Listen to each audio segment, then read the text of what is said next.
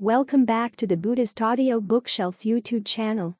Today, we embark on a profound exploration of meditation by Thanissaro Bhikkhu, also known as Geoffrey DeGraff. Your unwavering support holds immeasurable significance for us. We humbly request you to like and share this audiobook, extending its reach and opening the door to wisdom for more individuals. Don't forget to subscribe to our channel to receive immediate updates on our latest content. Let's unite to disseminate the teachings of meditation and mindfulness, forging a community devoted to enlightenment and inner serenity. We extend our heartfelt gratitude for your active participation in our mission to make these transformative teachings universally accessible. For your convenience, we've included a video playlist in the video description. Now, let's commence with today's reading. Doubt. March 9, 2021. Doubt, which is the last of the hindrances, is one of the more complex and tenacious. As you're setting out on the practice, you have to realize that doubt will not be overcome until stream entry. So until that point, you're going to be dealing with it. Sometimes it'll be stronger, sometimes weaker. It'll come in different shapes and forms. Doubt about different things. Some forms of doubt are more insidious than others. There are a lot of issues, the Buddha said, that you don't have to think about. He's not asking you to have any particular view about whether the world is eternal or not, or finite or not. But you do have to develop right view about what's skillful and what's not skillful, and the best ways to develop what's skillful, and to abandon what's not. You can have a lot of doubt about that, because the only way you're going to find out what's skillful and what's not is through the practice.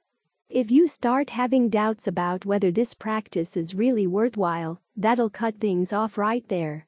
That's probably the most serious of the doubts. Is there such a thing as skillful and unskillful? There's a passage where the Buddha talks about how to feed and starve the hindrances, and how to feed and starve the factors for awakening. He makes an interesting pairing. That the cure for doubt is the same thing as food for the discernment factor for awakening, which is analysis of qualities. In other words, to starve your doubt, you have to develop your discernment. It's not simply a matter of denying the doubt or wishing it away. The cure for doubt, he says, is to look into the mind and apply appropriate attention to the question of which events in the mind are skillful and which are not. This means watching what's going on in the mind when you give rein to certain states of mind. Or if you think in terms of the committee of the mind, what happens when you follow certain voices? When you follow other voices, what happens? Look into the voices themselves, because you learn a lot by doing so. The voice that says, the path is impossible. That's a destructive voice.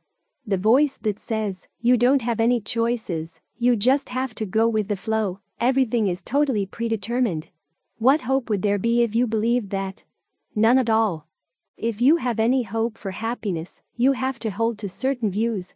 That you do have choice in the present moment, and your choices will make the difference between whether you're happy or you suffer, and there's a pattern to all this that you can learn. If you really care for happiness, these are some of the things you've got to take on faith at the beginning. The Buddha can't prove them for you. But they are assumptions that are directly concerned with your well-being. If there's any voice in the mind that starts calling them into question, you've got to recognize it as really unskillful. It's going to lead you to a lot of suffering, or in the Buddha's terms, it'll leave you bewildered and without protection. Like a person I met one time. He'd been on many retreats doing vipassana practice. He was the sort of person who would work 9 months out of the year, so that he could attend a 3-month retreat. He'd taken to heart the idea that, while meditating, you shouldn't do anything, you shouldn't respond when anything comes up in the mind. Good, bad, whatever. You just note what's happening. You shouldn't try to stop things from arising and passing away. He got into a bad depression, and some very dark states arose in his mind. The vipassana teachers told him, hey, step back. Don't go into those states. And he told them, well, you told me not to try to change anything. He got paranoid, afraid that they were deceiving him. By the end of the 3 months he was so disoriented that they had to let him stay on there at the retreat center to recover. This is what happens when you tell yourself, there is no choice. What the Buddha said is right. If you believe that, you're bewildered. You're left without defenses. So recognize that voice is destructive. That doubt is a destructive doubt. It's not really doubt, it's more orneriness. But there are other times when you actually have legitimate doubts as to what is skillful and what's not. So you have to remind yourself. Here as we meditate, we're putting things to a test. We're experimenting. The only way you're going to learn is through experimenting. So if the doubt pulls you back from trying the meditation or continuing with the meditation, ask yourself, what kind of experiments have you done? What other ways could you experiment with the meditation? That way, you're not being told to deny your doubts. After all, if you deny your doubts, how are you going to learn? There has to be some inquisitiveness in the mind that asks questions, that wants to know. That kind of doubt, curious doubt, is actually encouraged. The doubt that ranks as a hindrance is the doubt that's not curious, that just gives up, discouraged, defeated, the one that says either, I can't do it or this is a bad path. That kind of doubt has to be dealt with. Again, you have to look to see. Where is it coming from? What voice is saying that? What's its motivation? What is it looking for? If you find it alluring, what's the allure? When you start asking questions like this, you're actually engaging in analysis of qualities, which is precisely what you need in order to overcome doubt. If the answers are not coming very quickly, you might remind yourself, maybe the mind needs to rest. Even though the doubt may be unresolved, you put it aside for the time being and try to find whatever rest you can before returning to your investigation. It's in this way, in overcoming the hindrance of doubt, that you learn how to make distinctions as to which doubts are useful, which ones are not. There's an interesting word in Thai Songsai which means both to doubt and to wonder. The Ajahns often say, try to make the distinction between the kind of doubt that's just uncertain and discouraged, and the doubt that's wondering. The doubt that wonders can be trained. If it just wonders and wanders, it gets pretty useless. But if you get it focused and you start wondering, what is concentration like? When they talk about the refreshment or rapture that comes from concentration, or the pleasure that comes from concentration, what is that like? Then you know where to go. As Ajahn Lee says, the pleasure and rapture come from directed thought and evaluation centered on one object. So you do that. As for doubts that are more abstract, you put them aside. In this way, your curiosity and inquisitiveness get more and more focused on issues that really will be helpful. They stay right there on that issue of what's skillful? What are you doing in the mind right now that's skillful, and what are you doing that's unskillful? And if it's unskillful, how do you let it go? You've got to develop dispassion for it. Remember how the Buddha said to develop dispassion? Look for when it comes the item that you're trying to get dispassionate for to see what's causing it. Look for when it goes. Look for its allure. When it comes, why do you go for it? What's the little perception that the mind flashes that makes it attractive? It's like looking for the subliminal messages they sometimes send on TV. They're there, and if you're quick, you see them. You begin to realize that often the reason we go for these things has very little substance, and yet they lead to a lot of suffering. They really are obstacles. That's called looking for the drawbacks. When you see that the allure, the pleasure, that comes from it is not worth the drawbacks, that's when you develop dispassion and let go. That's how you get past it. This is how you focus on the doubt, to see which doubts are actually useful, and peel away the doubts that are harmful. This is one of those hindrances that the Buddha takes really seriously. After all, if you die with doubt, you might get cynical. All that good that I did doesn't seem to be getting me anywhere. That's going to really pull you down. You don't want a mind state that pulls you down while your body's really weak like that, and there's all the turmoil that goes on when the body is about to die. You want to be able to peel that kind of thinking away and be done with it. Otherwise, you're going to approach death with a lot of fear.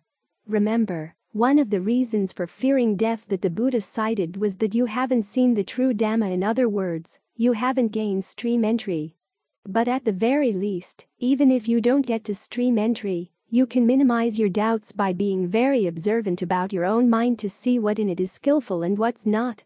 That's the only way you can get past doubt. By focusing on the issues that really matter. The Buddha had a lay student one time who was asked by some sectarians, "What does he teach, this Buddha of yours? Does he teach that the world is eternal? No. Does he teach that it's not eternal? Well, no. Finite? No. Infinite? No. Down the questionnaire of the big issues of the day. No, no, no." So the sectarian said, "This teacher of yours is a nihilist. He doesn't teach anything at all." The layperson responded, "No, that's not the case. He teaches what is skillful and what's unskillful, to develop what's skillful and to abandon what's not." That silenced the sectarians. The layperson went to see the Buddha, and the Buddha said, "Yes, that was a good answer." There are a lot of questions where the Buddha says it's not worth your time getting involved in them. They just pull you astray. But this issue of what's skillful and what's not, how you can develop what's skillful and how you can abandon what's not, that's an issue where you have to work your hardest to answer the question. You do it by committing yourself to the practice and being observant as you reflect on what you're doing. The laboratory is right here, in your mind, and this is where the answers are. If you don't look here, you're not rising to the challenge that the Buddha set. And in Ajahn Lee's words, you're not going to find the truth because you're not true. So be true in looking into the mind, trying to develop appropriate attention as to what's skillful and what's not. That'll help push aside vagrant doubts and answer the questions that lie behind your genuine doubts, your useful doubts, your curious doubts, so that you can get to that point where everything opens up inside. Then you'll see for sure that the Buddha was right. There is such a thing as the deathless, and it can be attained through human effort. That's when all your doubts are resolved. Restlessness and anxiety. March 8, 2021. The Buddha didn't regard all the hindrances as equally dangerous. There's a passage where he says if you're obsessed with sensual thinking and you can't stop, go to sleep.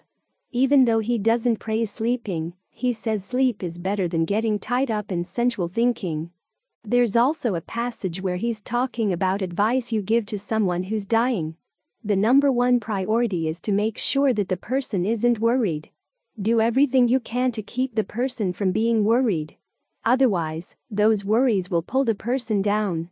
If the person is focused on the fact that they're leaving human sensuality, tell them not to miss human sensuality because there are better kinds of sensuality. The sensuality of the devas. Then he would have you take them up, up, up, visualizing the pleasures of the different deva realms as they go higher and higher. Ideally, he'd have you get past that, but still, if the person happened to die in the course of that contemplation, the fact that the person was focused on deva's sensuality is better than being focused on worry. So when you're meditating and find yourself overcome by restlessness and anxiety, you've really got to do something about them, because they're hindrances that can pull you way down. Restlessness is basically a matter of having too much energy. You're antsy, you just can't settle down. A lot of it has to do with the quality of the energy in your body. This is where you can use the breath to calm things down, to soothe things in the body, so that you don't feel like you're sitting on ants. Anxiety, however, involves more than just having too much energy. It can go in two directions. Anxiety about the future, worry about what's going to happen to you or to your loved ones, to the world as a whole, or anxiety about the past. You start thinking about unskillful things you've done in the past, and that just digs up old issues about how stupid you've been, how thoughtless you've been, how destructive you've been sometimes. You suddenly find yourself totally overwhelmed by these thoughts. In either case, the solution requires a lot more than just a calming breath. This is one of those cases where you have to exert all three of the fabrications the Buddha talks about: bodily, verbal, and mental. Bodily being your in and out breath, verbal being the way you talk to yourself, how you direct your thoughts and what you tell yourself about what you're thinking about, and mental, the perceptions and feelings you hold on to. With the breath, of course, you try to calm it down. Try to be aware of the whole body breathing in, the whole body breathing out. Think of the breath as a medicine to soothe things inside. Then you've got to give yourself a good talking to. If you're worried about things happening in the future, remind yourself that a certain amount of planning needs to be done, but when you go over the same topic again and again and again, it's not helping anything. It's wearing you out. What you're going to need when the future comes is more alertness, more mindfulness, more concentration, more discernment. The future's going to bring a lot of unexpected things, and these are the qualities of the mind that can deal with the unexpected, that can be sensitive to what's going on and see opportunities that you wouldn't see if the mind is all frazzled. So when there's a voice in the mind that says, "You've got to worry about this, otherwise you won't be prepared," you can counter with another voice that says, "This is how you prepare," by developing qualities of mind like mindfulness and alertness that can deal with the unexpected. As you're dealing with these thoughts, you'll find that certain perceptions come flashing into the mind. Look for those. Try to see what exactly is the perception that's got you all worked up, and try to provide an alternative perception that will change it. After all, what's the opposite of anxiety? Confidence. Have some confidence in the Buddha when he said that you protect yourself through your virtue, you protect yourself through your generosity and meditation. The more you can do these things now, the more protected you'll be. In other words, make sure you're living in a world where a Buddha is still remembered, the Dhamma is taught and practiced, and the Sangha has carried the true Dhamma down for many generations. When you have that context in the world of your mind, it's a lot easier to hold perceptions that will calm the mind down and give you more confidence.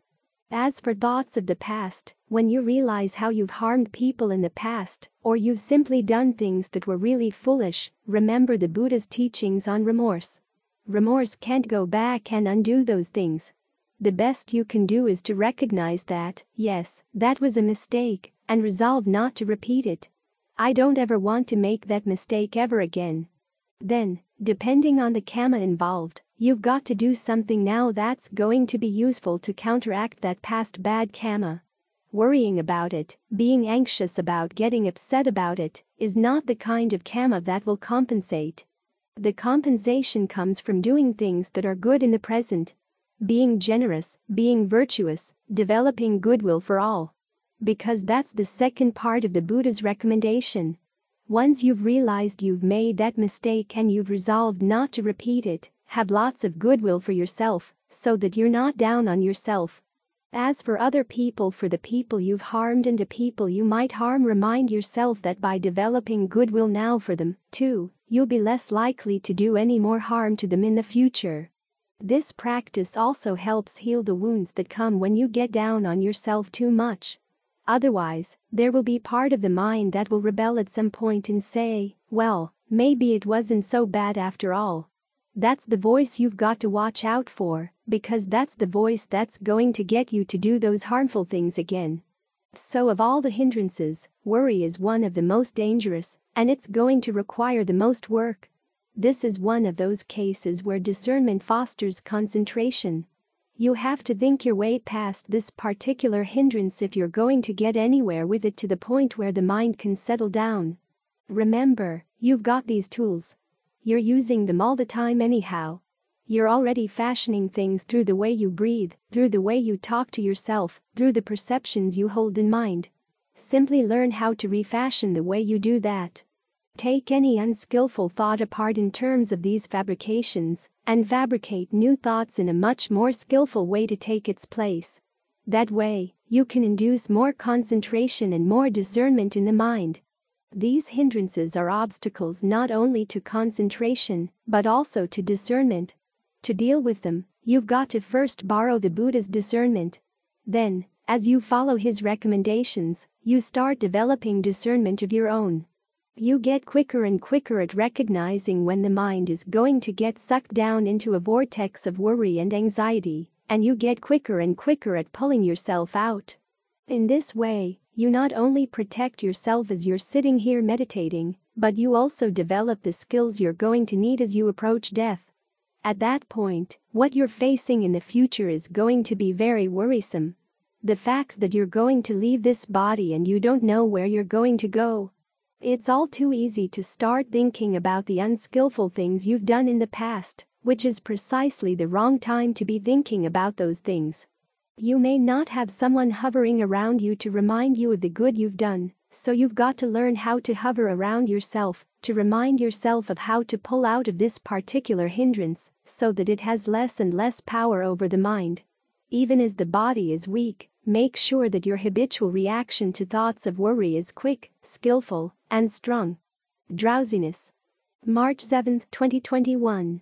The commentary describes 3 stages of concentration: momentary, neighborhood, and fixed penetration. The way it explains these has to do with kasina practice, but the terms have been adopted for other types of concentration as well. And because these terms are not explained in the canon, different agyns have come up with different ways of describing them. One common explanation says that momentary concentration is your ordinary everyday concentration, where you listen to someone speak and can follow the meaning of that person's words. You can read a book and make sense out of what you're reading, as long as you stay with the topic. But this kind of concentration keeps on relapsing, and you have to keep on renewing it. Neighborhood concentration is when you let go of your everyday concerns and are beginning to settle in with the object of meditation, but it's not fully secure. There's a drifting quality to it. It's only when you can reach fixed penetration that you're really one with the object, and that's when you're safe in your concentration. You're alert, energized, still the type of concentration that's ready for discernment.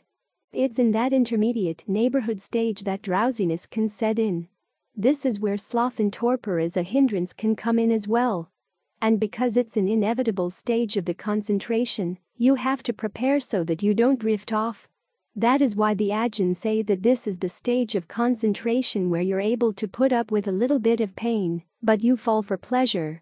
In other words, you lose your topic of concentration because you focus instead on the pleasure that's beginning to arise, and you zone out. This is why Ajahn Lee would have you start the meditation with long deep in and out breaths to energize yourself. And why the Buddha described steps in the concentration where you do work, because working with your concentration is what's going to get you through this stage. Evaluating the breath, spreading the breath around. These are Ajahn Lee's techniques. The Buddha would have you spread your awareness throughout the whole body, and the effort of spreading awareness and keeping it spread is one thing that can help keep you awake, keep you from drifting off. So know that you have to go through this minefield before you settle down, and be prepared. Sometimes you find that staying with a breath is not enough to keep you awake, even if you're trying to keep your awareness filling the body. This is why the Buddha says that if you find yourself drifting off with a particular topic of concentration, don't make much of that topic. In other words, find something else. Either change the way you breathe or change to another contemplation. You can try imagining the bones in the body. Start with the tips of the fingers, all the bones in the first joints, then move up to the second joints and third joints. Try to have a sense of where those bones are in your awareness, and relax those parts of the body. Then work up through the hands, through the wrists, the arms, the shoulders. Then start down at the toes, the feet, working up through the legs and up the spine to the skull. Or you can think about death. Death could come at any time, and you don't want it to come when you're nodding off. There's work to be done. Or you can think about the Buddha, anything that helps keep the mind focused on a Dhamma topic that energizes you. These are the things you do in preparation. There are also things you can do when you find yourself drifting off in spite of your first efforts. This is where you have to be firmly on the side of not drifting off and not falling asleep, because there's a part of the mind that will say, "These are signs I'm tired, I need my rest," and you just go for it. So remind yourself, no one has slept his or her way to awakening. The mind has its tricks. It's not always the case that drowsiness is a sign that you really do need rest, so you've got to test it. Sometimes drowsiness comes on because an important insight is about to come to the surface, and there's a part of the mind that doesn't want to deal with it, doesn't want to see it, and it'll divert your attention by making you drift off. So as signs of sleepiness or drowsiness come on, remember that you can't always trust them. Don't be too quick to side with them. The Buddha recommends chanting if you can chant. If you can't chant out loud because you're sitting in a group like this, then if there's any chant that you've memorized, run it through in your mind. Rub your limbs. If you need to get up and go do some walking meditation, go out and look at the stars if it's nighttime, to refresh yourself. If it turns out that even while you're walking you're falling asleep, it's a sign that you do need rest.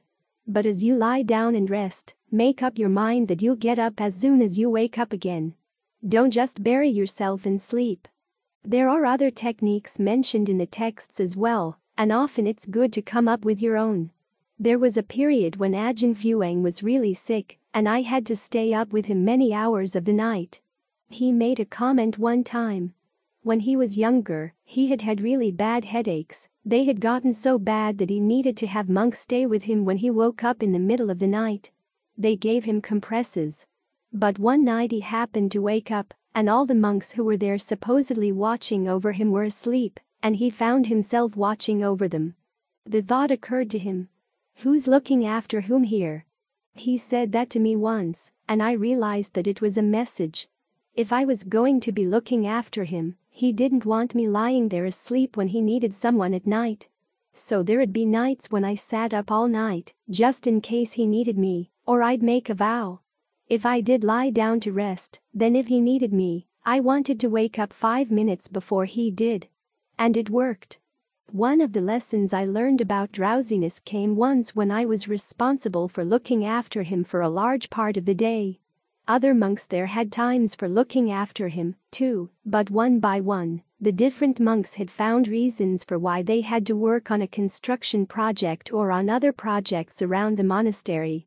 So, I found myself taking on this monk's 2 hours and that monk's 2 hours, until I had the 2 a.m. to 8 p.m. shift. Just a few hours to rest and then it was 2 a.m., and I had to get up to look after him again.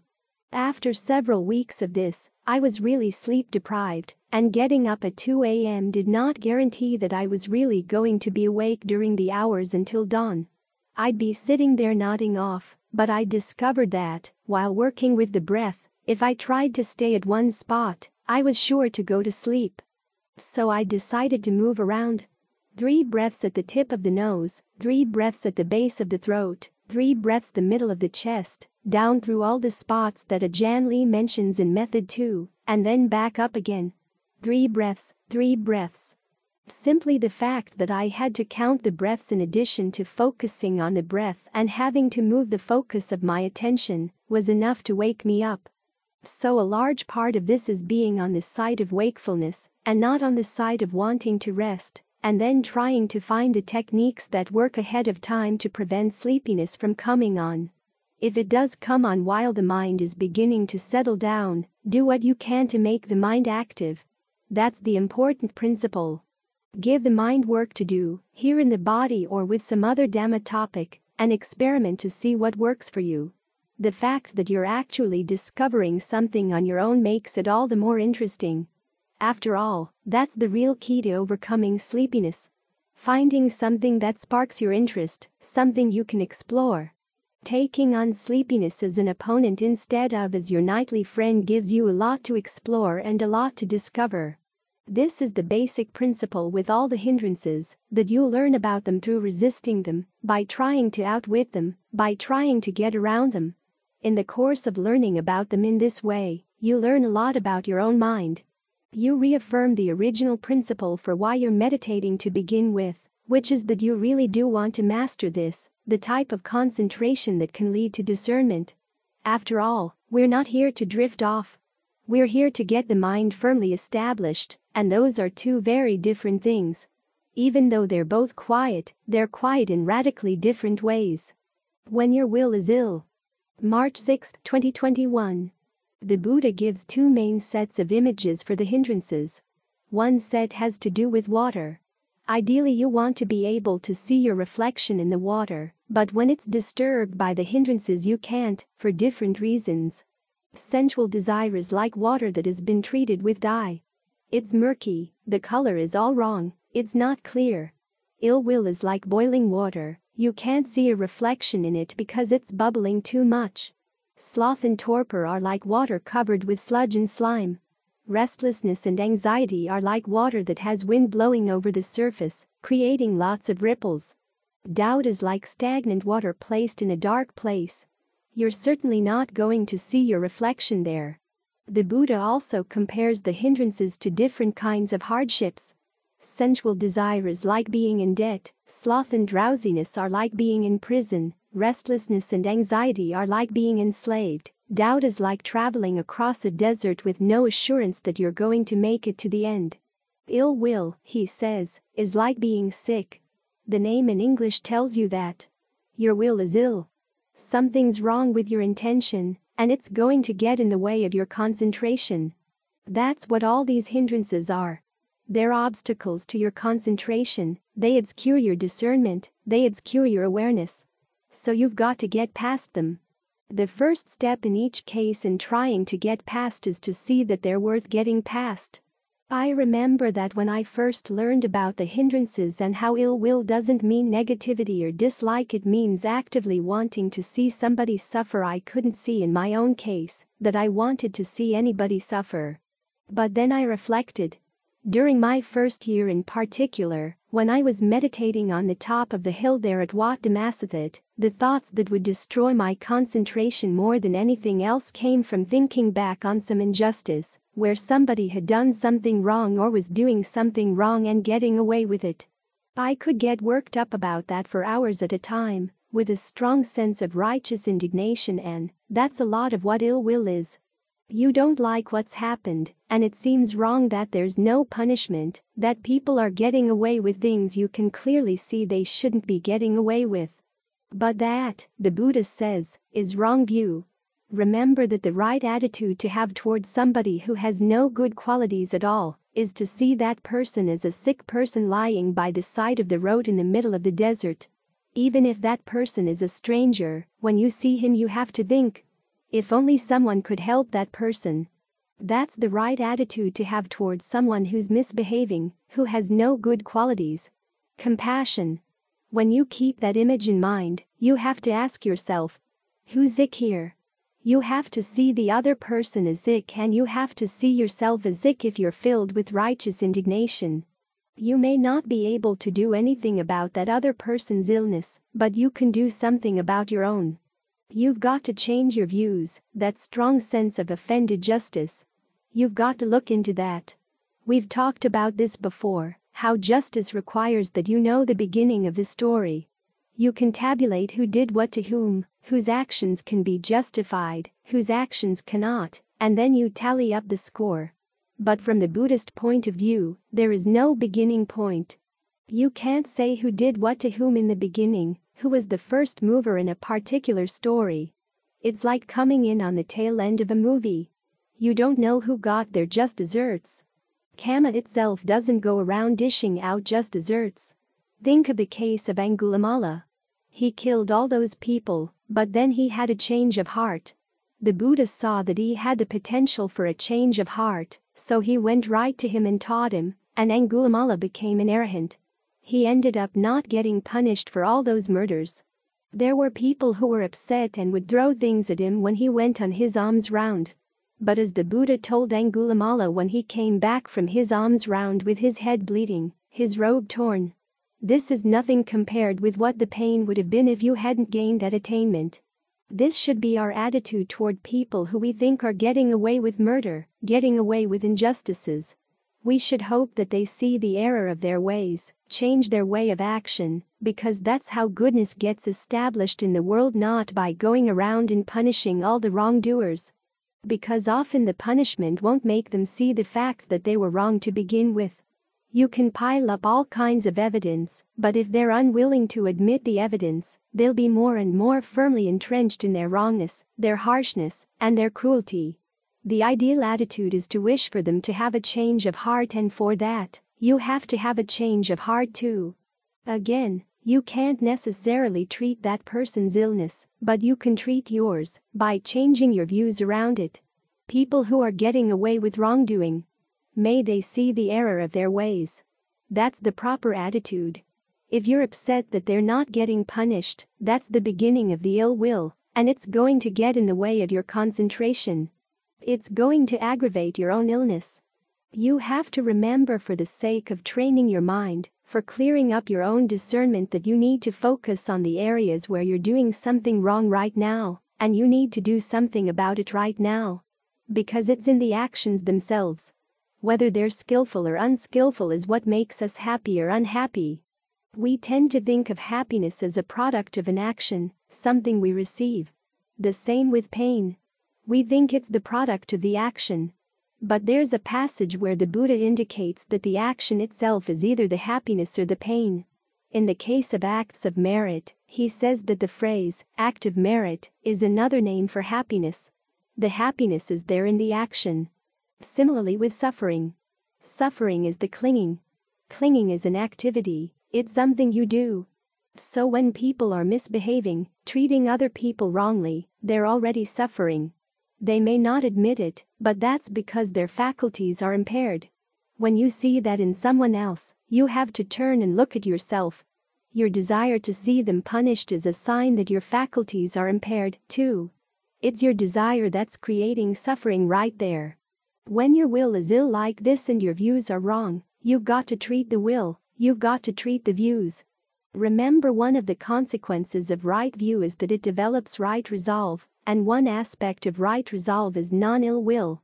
If you allow ill will to take over, not only does it get in the way of your concentration, but it's also going to lead you to want to do things and say things, advocate courses of action that will simply bring more suffering into the world. If you can develop some goodwill for yourself, goodwill for the people who have been doing wrong, then there's some hope for the world. After all, you probably haven't had all your wrong actions tallied up and punished. And you're probably glad that that's the case. Try to develop the same attitude toward other people and see what you can do to develop some health in your mind.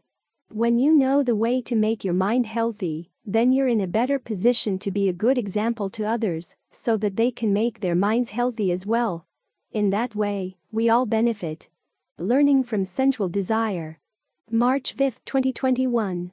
In Buddhist traditions, they tend not to make a sharp distinction between the heart and the mind. The heart, being the part that wills and desires, has feelings, emotions, the mind being the part that thinks, calculates, and tries to reason things through. As they say, the heart has its reasons, and the mind has its desires, its passions. There was a book that appeared a while back called Intellectual Passions. It was about the thinkers of the 18th century, which was the century of rationalism. The author was trying to make the point that even though these people were rational, they were very passionate about it. They had very passionate ideas about the role that reason should play. They were looking for glory, they were looking for independence, they were looking for power through their ability to reason clearly. Which falls in line with the principle that there's no such thing as a pure thought without desire. After all, the Buddha said, all things, all dhammas are rooted in desire. All dhammas. That would exclude nibbana, taking it as the end of dhammas, but everything else, skillful and unskillful, comes from desire. We have this mass of desires and thoughts and intentions that we've got to train, so we use the whole citta, the whole mind, the whole heart to train the heart and the mind. Citta is usually translated as mind, but there are passages in Pali where it clearly means heart, as in Metasiddhana, with a heart of goodwill. It's not just thoughts of goodwill, there's a heart that goes along with it. The verbs related to citta are verbs about thinking and willing. So you bring all of this together. All of this is what has to be trained, and all of this is what's needed to train itself. You see this when you're dealing with the hindrances.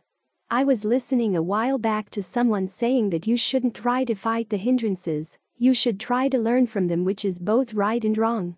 You want to learn about them, but you can really learn about them only by fighting them. And in fighting them, you have to use a lot of skill. This is where the mind part comes in. You have to strategize, you have to outwit them. As the Buddha said, when something like sensual desire comes along, first you have to watch for the origination. Why does it get sparked in the mind? What provokes it? Sometimes it's hard to see, but watch it while it's there with the purpose of not feeding it, to see when it stops. As is the case with any mental phenomenon, it's going to last for a while, and then, if it's not fed any more fuel, it's going to disband. So you try to starve it of the fuel. You have to get yourself on the side against the hindrance. In fact, that's half the battle right there, because you'll find that, in the committee of the mind, there are lots of members who want to go for it. They think a thought of sensual desire would be really attractive, a lot of fun, nourishing, refreshing, entertaining. You want to see their reasons, so you set yourself up against the hindrance.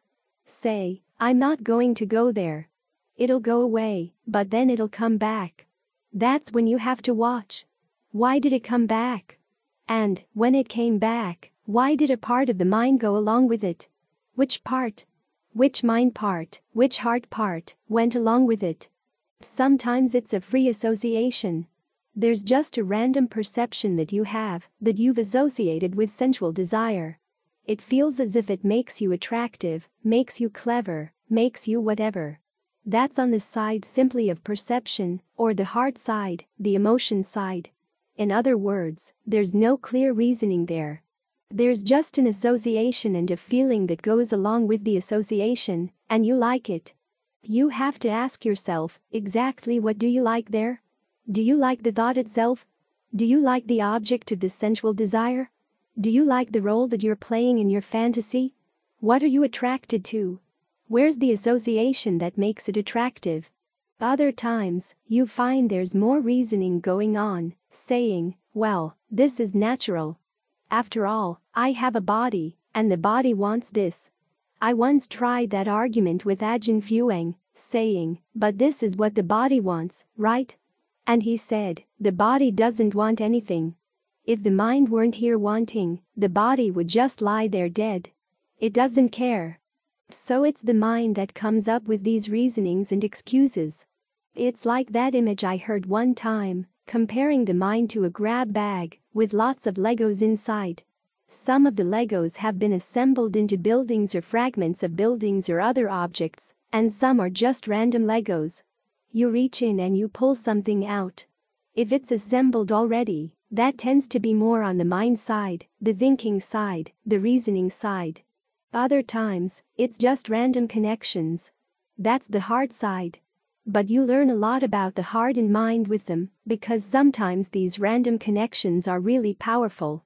They go way back into your history. This is why, in psychoanalysis, they like to do free association, just to see where your random connections are. So you set yourself up against the hindrance, saying, I'm not going to go with it. Then, notice that part of the mind will go anyhow. Look for why. Ajahn Mahabua talks about how, when he'd been doing body contemplation, he got to the point where he was very, very quick. He'd look at anybody's body and immediately see it as taken apart, with the skin stripped off, and blood all over the place. There had been no thoughts of lust at all for quite a while. But then he asked himself, well, when did the lust go away? When was the moment? When was the insight that made it go away? He realized there was no moment. So he began to get suspicious. Maybe it was just hiding. So he imagined a beautiful body right next to his, and everywhere he went, this beautiful body went along, right there, clinging to him. This went on for several days. No reaction inside the mind at all. But then after the fourth day, he began to sense that part of his mind actually liked that body. So he realized that the problem hadn't been solved. The next question was, why? He began to realize, as he went back and forth between perceiving that body as attractive and perceiving it as unattractive, that there was a part of the mind that wanted to see it as attractive. No matter how much you looked at the reality of the body, there was another part that just wanted it to be attractive, wanted to have that perception of beauty. Well, why? What was the allure of that? It was when he saw that allure. That was when he was able to see that it was totally worthless.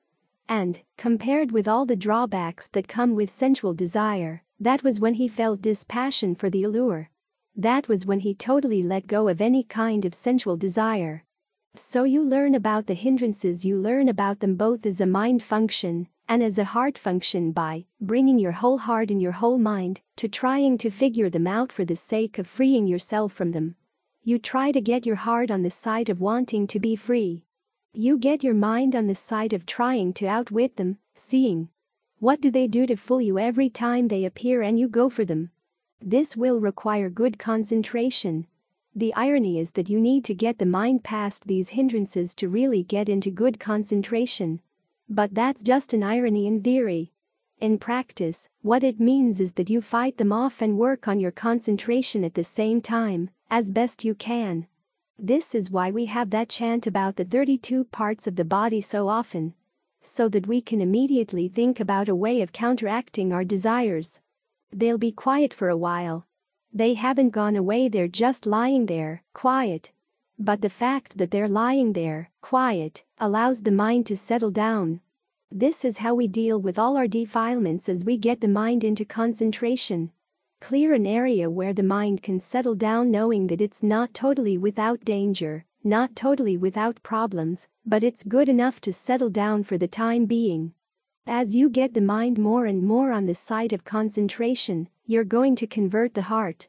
It begins to see that the concentration really is a good place to be, and you're better off not siding with the sensual desire, not siding with the other hindrances. The reasoning part of the mind can then do its work to outwit the hindrance. That's what the Buddha means when he says that discernment is what sees through them. It outwits them. So both the heart and the mind are needed to train both the heart and the mind. It's only when the training is total like this, dealing with all your mental functions, all of your thinking functions, all of your willing functions, that the whole heart and mind can be free. Get out of yourself. December 28, 2021. There's that famous line at the beginning of Anna Karenina where Tolstoy says that happy families are all alike, whereas every unhappy family is unhappy in its own way. He then proceeds to write a novel of hundreds of pages about some very, very unhappy families, focused on the particulars of why they were unhappy. The implication seems to be that the things people have in common when they're happy or unhappy are of no interest. What's of interest is the particulars of our own suffering, or other people's suffering. But from the Buddha's point of view, Tolstoy's got it backwards.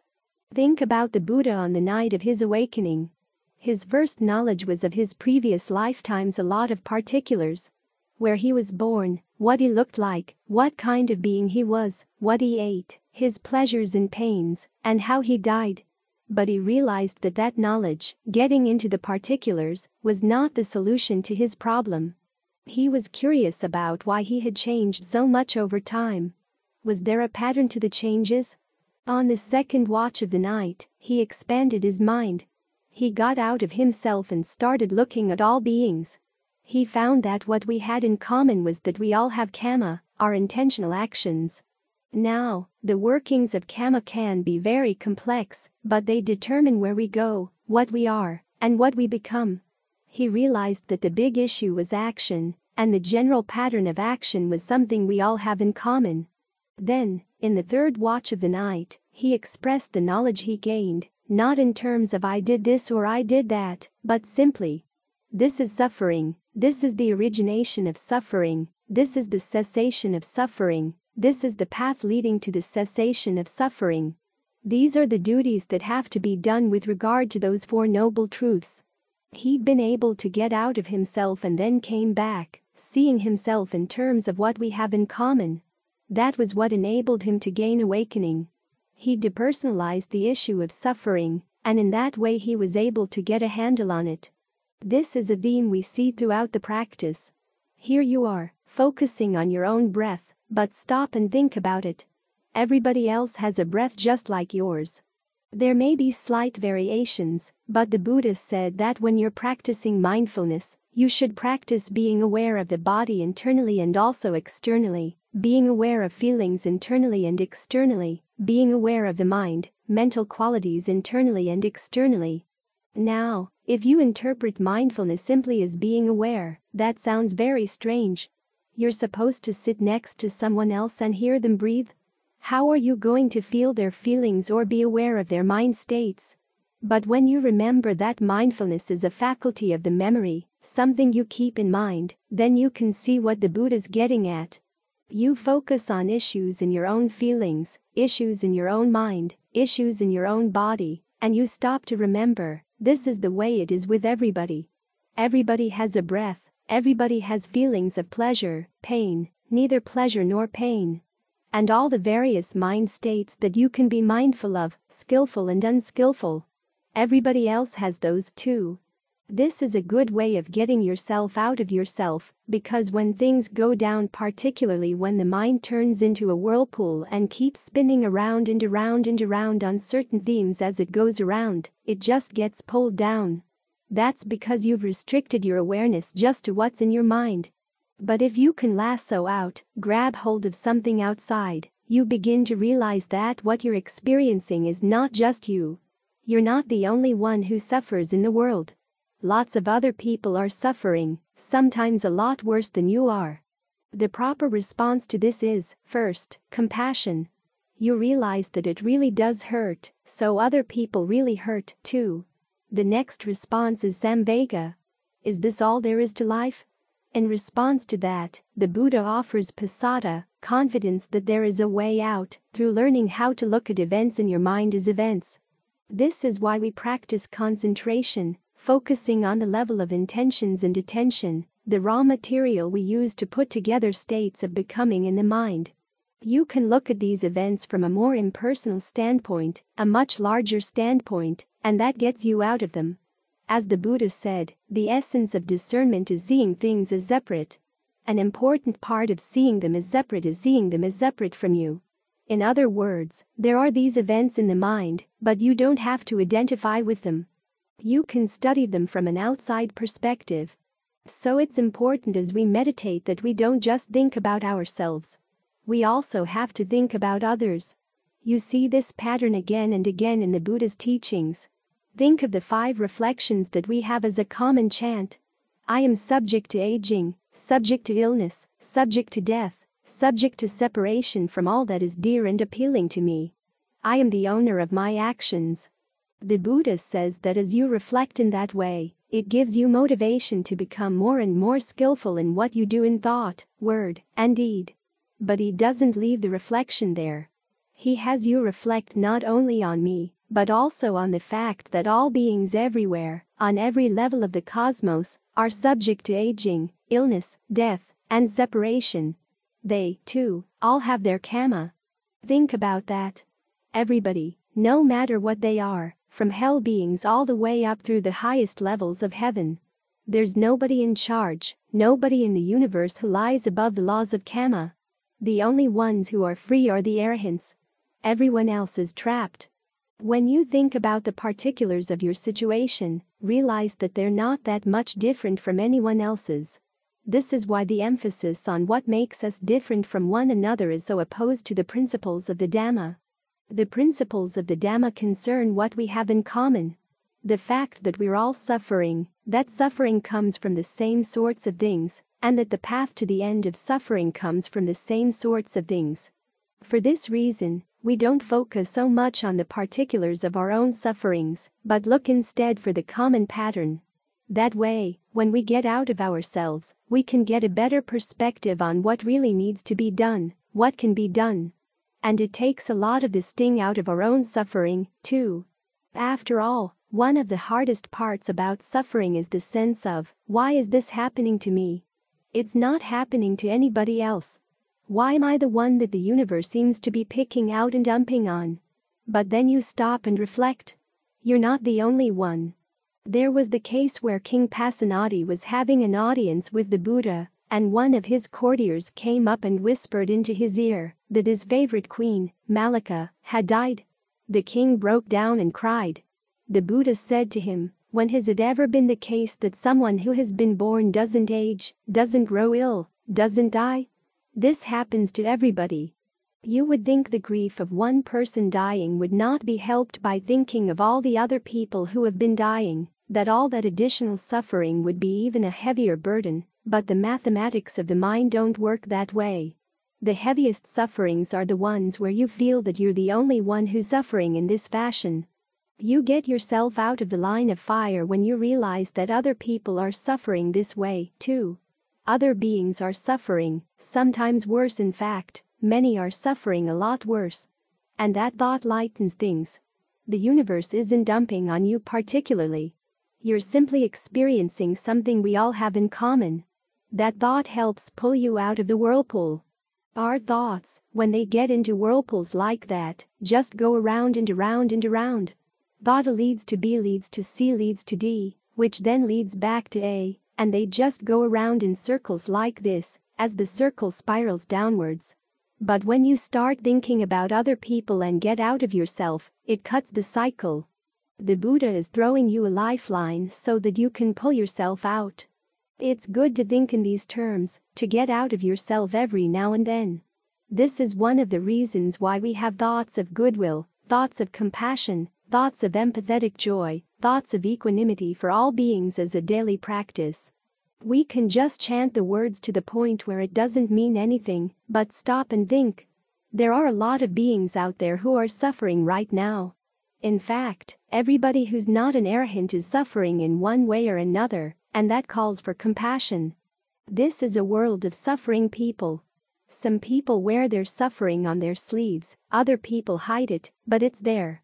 Some people are very much aware of how they're suffering, other people are not so much aware, but we all have this in common. This was the genius of the Buddha, to see what we all have in common by looking into his own mind, and then inferring from what he saw there that everybody else has the same sorts of things. Think about his teaching on the 5 aggregates. It's not just your aggregates that are inconstant, stressful, and not self. Everybody's, no matter where, are not worth holding on to as you're yours.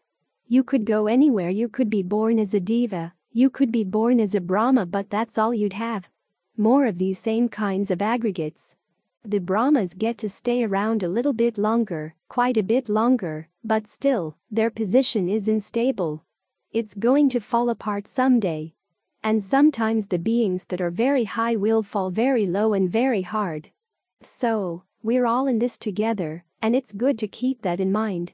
This is why the Buddha says to be mindful of the body internally and externally, feelings internally and externally, mind internally and externally. It helps give you a perspective on your sufferings. That way, instead of focusing on the particulars, you can focus on what we all have in common. And that, the Buddha said, is where the work can be done. That's how we get out. All those who finally gain release all go to the same thing. Total release. It's not the case that the Buddha had a special release, and the arahants had a different release. The arahants had their particular talents, the Buddha of course had his talents, but when it came to release, everybody was equal. Everybody was the same.